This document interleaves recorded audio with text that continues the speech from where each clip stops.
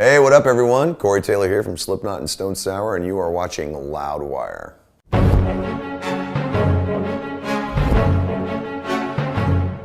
Hey everyone, Gurhamid here for Loudwire, and this is Wikipedia Fact or Fiction, an episode you have been asking for such a long time. Mr. Corey Taylor of Slipknot and Stone Sour, flipping you off and flipping off Wikipedia. No, it's the metal dog. Oh. See? That's cute. It's the metal dog. All right. I'm bringing it back. I don't think it ever was a thing, but I'm bringing it back. Bringing it to the forefront. That's right. Cool. So, looked up a bunch of stuff on Wikipedia. Yourself, Can't wait Slipknot, to hear what you etc. found. We're gonna prove what's right and what's wrong. Okay. From you, which is, I believe, a credible source. All right, feed me.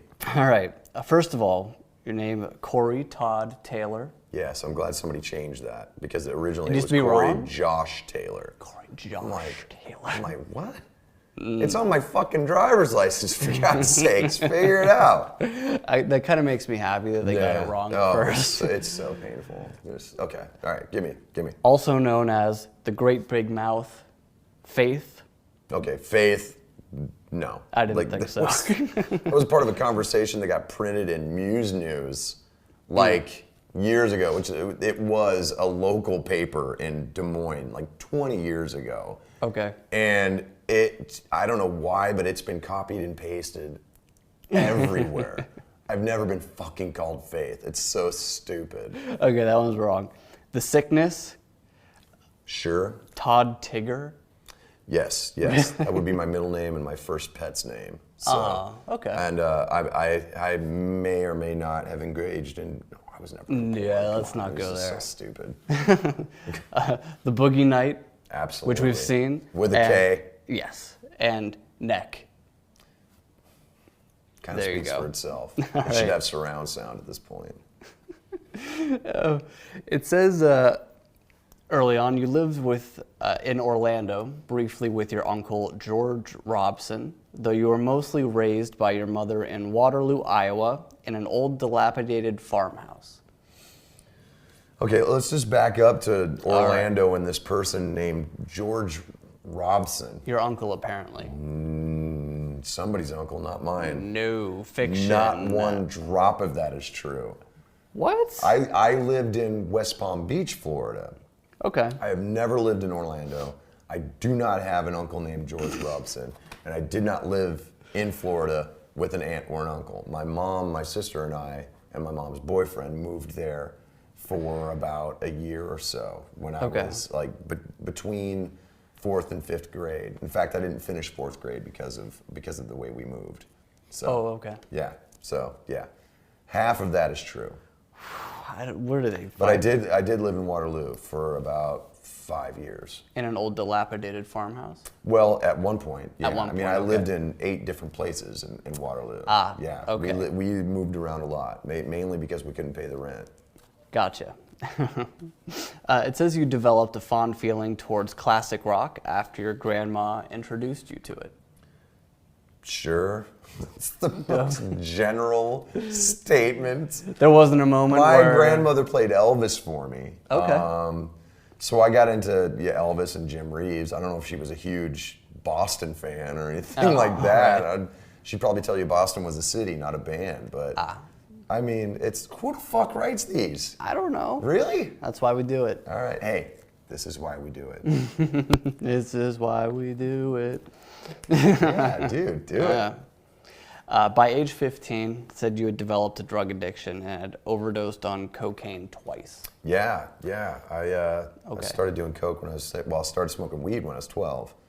Started smoking cigarettes when I was 10. Started doing coke and speed when I was about 13. By the time I was 15, I had OD'd twice. I woke up in a dumpster because I was at a party, and I guess I OD'd. And instead of taking me to the hospital, they threw me in a dumpster.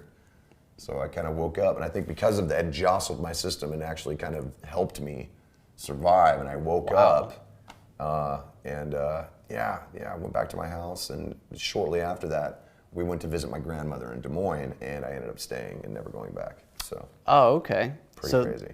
That kind of goes into the next one here. It said, you later set out on your own and ended up at your grandmother's trailer in Ohio. And it says she took legal custody of you. Freeze. Ohio?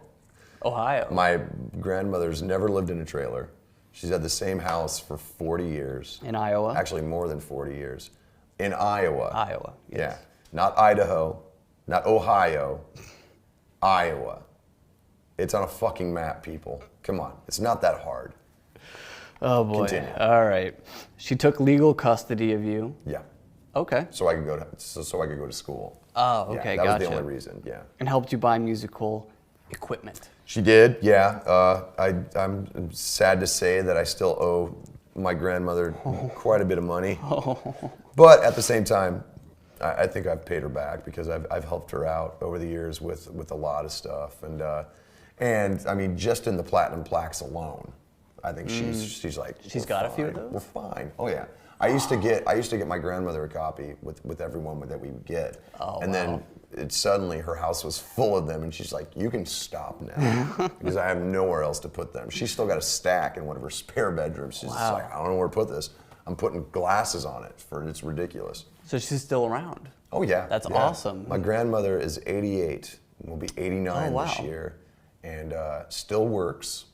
She worked for 25 years at one place, retired, took a year off, got bored, went back to work. She's been working there for 24 years. Wow. She's a fucking maniac. You wonder where I get it? My grandmother, ladies and gentlemen. And still basically drives herself off and on, even though she has to walk with a cane or a walker sometimes, yeah. She was so pissed that she had to give up bowling because of her legs. She was mad, dude. I mean, this is a woman who's got stacks of trophies. Like, she was on a league for years. She used to take me out with her on the road when she would go and play, do leagues in different cities and shit. Damn. My grandmother's fucking rad, dude. So you witnessed this. Oh yeah, saw it, man. She could roll. She could roll the pill. It was nice. She had a good curve. Yeah. Beautiful. That's awesome. I'm glad she's still around. Yeah, she's fucking amazing. It says in your early 20s, when you were living with your gram, you attempted suicide by way of overdose. Your grandmother drove you to the hospital in Des Moines, which is in Iowa, not Ohio. Yes, thank you. The doctors resuscitated you, and you described this as the lowest point in your life. Yeah, it was pretty low.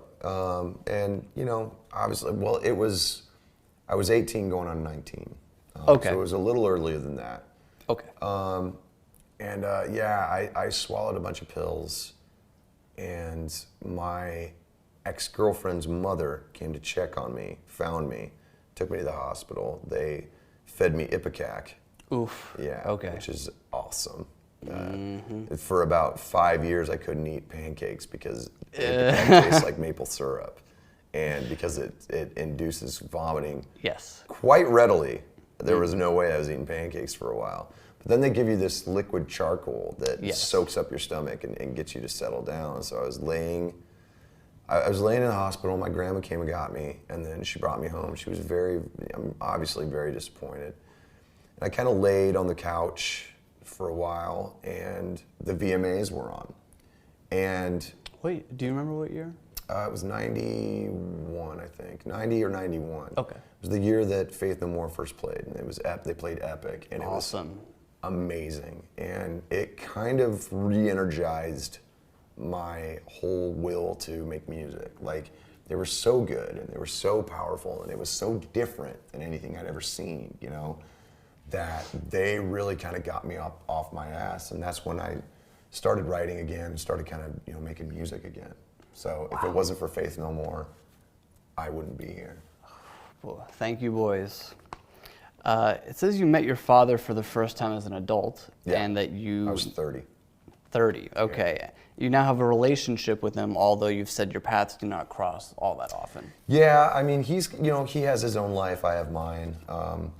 We touch base, he's very much like me, sometimes it's just, I'm one of those people who's very comfortable in his own skin. I don't need a lot of company. I don't need a lot of anything. I can kind of do my own thing and be all right. And he's kind of the same way. So every once in a while, we kind of touch base and make sure everybody's good. And, toes and fingers are all accounted for. And other than that, it's all good.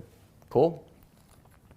It says that, with past alcohol abuse problems, Yeah. your wife at the time, Scarlett, helped you through tremendously, as well as keeping you from committing suicide.